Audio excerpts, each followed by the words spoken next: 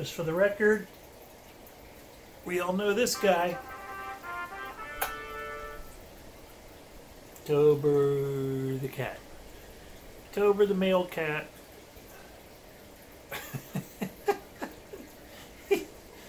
You're really a camera bug, aren't you?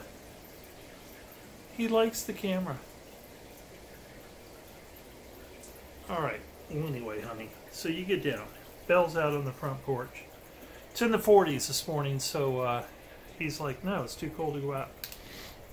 He's been out a little few minutes. I thought what I would do today is a few different things. First of all, I want to give an update on my solve.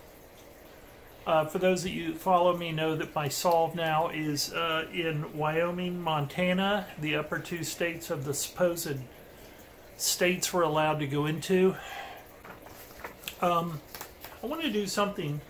Oh, but as far as my update goes, this is my update. I'm as firm as I've ever been on this particular area being where I need to go. And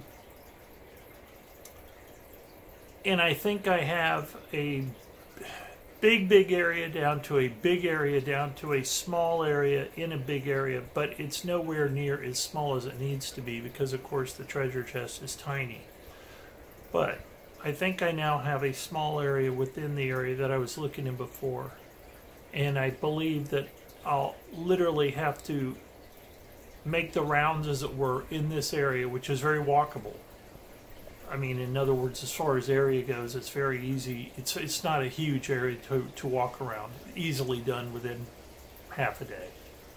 Easily done probably. Well, I haven't been out there to put my... I wasn't in this particular spot before, but I was near this particular spot when I was boots on the ground out there. So I'm going to go out there and walk this particular spot, and it would be within the, it would be doable from what it looks like on the map. It would be doable within the concept of going in and out twice in a day, no matter where you go in this area, I think. Yeah, I'm pretty sure it is. And of course, it all depends on exactly where it would be and where you'd park, etc. It's a place you can park, but when you get to the place you might be going to, it's not going to be right next to the place. It's going to be pretty much what a lot of us think. You get out of your car, you have to walk a little ways to get to it. But again, I have an area that I would have to circumvent in it and come upon the blaze, and I would have to go find the blaze. And that part, I still don't know. I know what the blaze should be near, but I haven't seen it, and I don't know exactly what it is. So, that's where I am with Home Brown. I mean, that's where I am, well, with Home Brown, with the blaze, with the spot I'm going. I do expect to go next summer. There is one thing I'm thinking of doing, though. Kind of gets me out of here for a few days, and it's kind of, it'll be right near where I grew up, so it's kind of fun to look at the old homestead and drive around the lake that I grew up on, and then, but I'm thinking of going to Washington, D.C., because I grew up in Virginia, right outside of Washington, D.C. I'm thinking of going to Washington, D.C. and going to the Library of Congress to do a little research on this. I'm not even sure I have to, but on the other hand, there are some things in the Library of Congress I believe that could help me out. Maybe. I'd also like to say something else about the museum that will be open next summer when I go there. I don't know that I have to go in this museum to know what I already know. That museum has an artifact, I'll call it an artifact, that is mentioned in The Thrill of the Chase. It's mentioned in The Thrill of the Chase, not directly.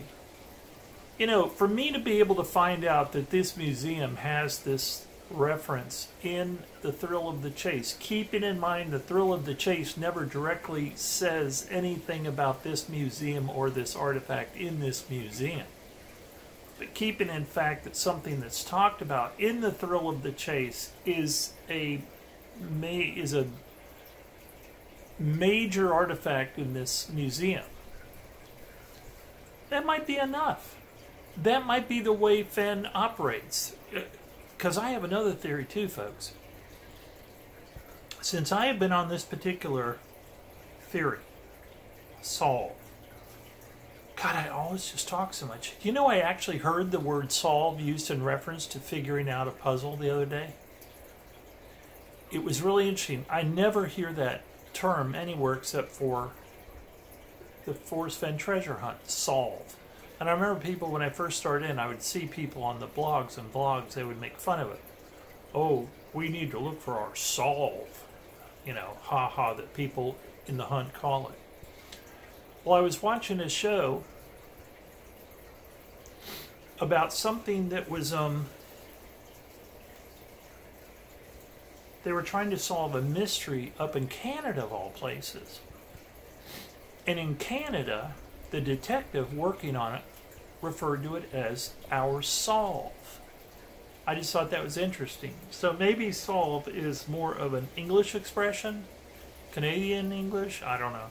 I just thought it was interesting to actually hear someone somewhere refer to solving something as a solve. Having said that, I've come to a kind of a strange conclusion just from this particular solve, from researching it. I have a feeling, and this is going to sound to some people a little conspiratorial, paranoid. I think Forrest Fenn has been leaving clues out on the internet.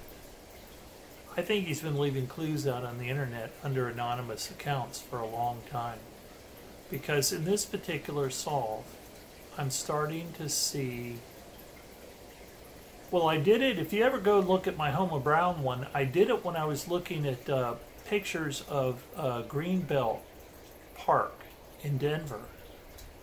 Because there were all these pictures of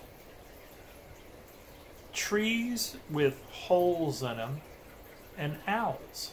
And I don't mean owls and holes together. I'm talking about these things that look like a place you'd hide a treasure. In fact, I actually go look for the treasure in one of those trees when I'm actually in Denver, in that park, because I had seen it. I found the tree itself. Turns out the tree does kind of stand out, literally. It's in a field, and it's a singular tree that's there, and it's huge. And so I can see how people would focus in on it, literally. But it was just interesting that with the concept of the owl, if you are wise, there were numerous pictures of owls throughout the photos, more than anything else. It was owl. I think there were 3 different pictures of owls. And there were pictures by different people of this hole in this tree that looked like, I mean, as I think I say in the video, it looks like a perfect place to stash a treasure chest. And in fact, I go look for it. And I think I even said that, man, it's almost like someone that knows about the treasure hunt took these photos and posted them to kind of entice us to this area. And I wondered if it couldn't be an anonymous person, even Fenn. Well, that kind of seems to happen to me, and I understand it can be confirmation bias. I understand that totally. Confirmation bias, you read a lot into your conclusion. So things start to look like they're part of your conclusion. It's at the heart of superstition. It's at the heart possibly of some religion. It's at the heart of the way we think, trying to make order out of the chaos of the universe, our lives, the cosmos, whatever you want to call it. You try to put things together to make sense. It's the old thing of looking in a bush and seeing shapes in the shadows of faces. And if they're not faces there, then you're maybe on the wrong track. But if it is the face of a panther looking through the bush at you that's about to attack your ass, and you avoid that thing attacking your ass because you put that face together, then you evolve, and that's how we end up with confirmation bias being part of our mindset. The point I'm trying to make is, I ran into a couple of things doing the research on this, and they just look like things that have been left by someone that are on the track I'm on.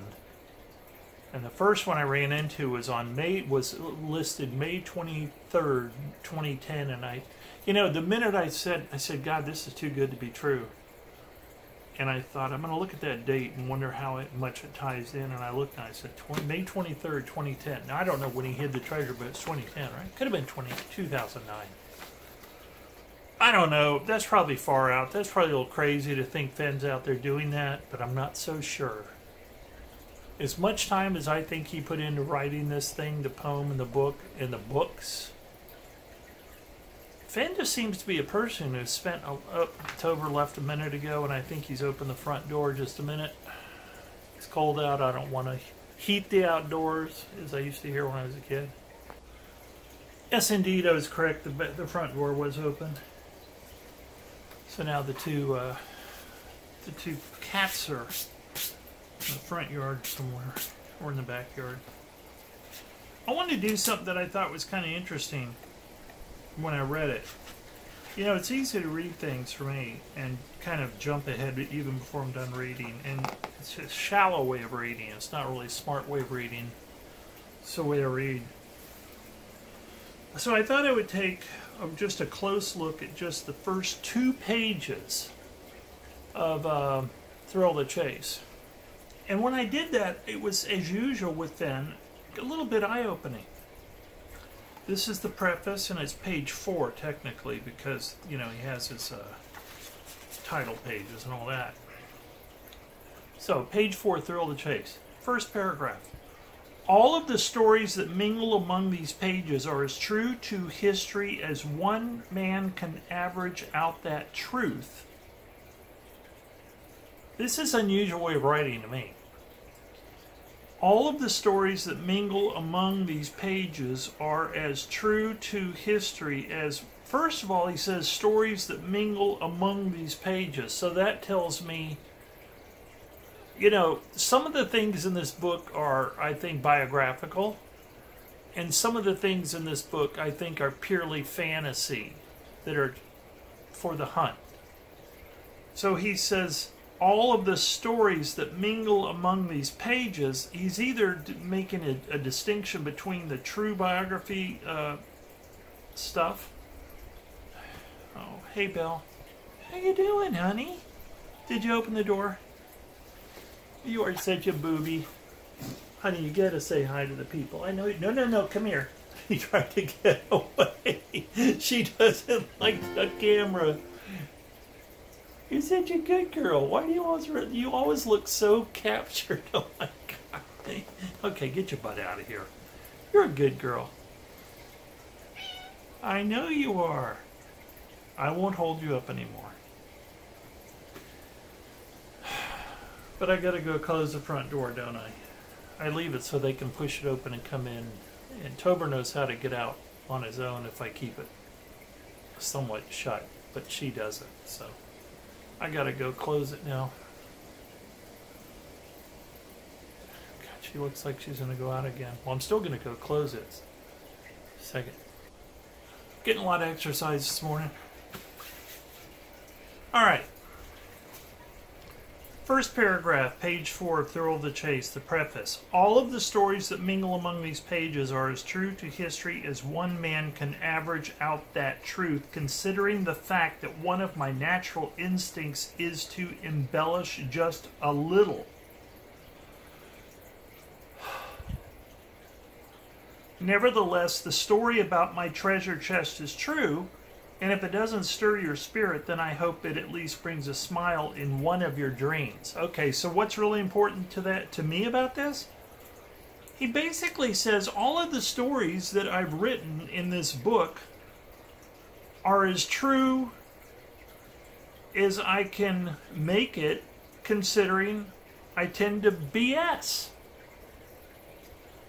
He says that. I mean, that's exactly what the first paragraph says. All the stories that mingle among these pages are as true to history as one man, meaning himself, can average out that truth, considering the fact that one of my natural instincts is to embellish just a little, which means to, you know, BS, to extrapolate, to exaggerate. So right in the very first paragraph, Fenn is saying there is BS in this book. Now, I personally think the BS are these strange stories. I mean, I don't know how much I want to pursue this coming up in the future, but it is kind of an interesting book. Just, you know, how much I tend to talk. So for me, just to do the first 2 pages is going to probably keep me talking for 20 minutes edited. But That's what he says in the very first page. That's amazing. And then he goes on to say in the second paragraph, please don't fret too much of this. Some of the things I say don't appeal to you. So then he basically just says, look, I'm a very old guy. I wrote this at a very different time. It was in the 30s. Wimpy hamburgers were a nickel. Literally, I'm putting in literally. And he talks about the fact that he would literally go out and shoot, birds outside for them to eat for dinner. And that he understands that some people now in this PETA age may have a problem with that, and he's just saying, sorry, grew up in a different time. Okay, that's fine, makes sense. He says, please overlook my slight penchant for provocation and realize that all of us are environmentalists to some degree, and me more than most. My church is in the mountains and along the river bottoms where dreams and fantasies alike could go to play.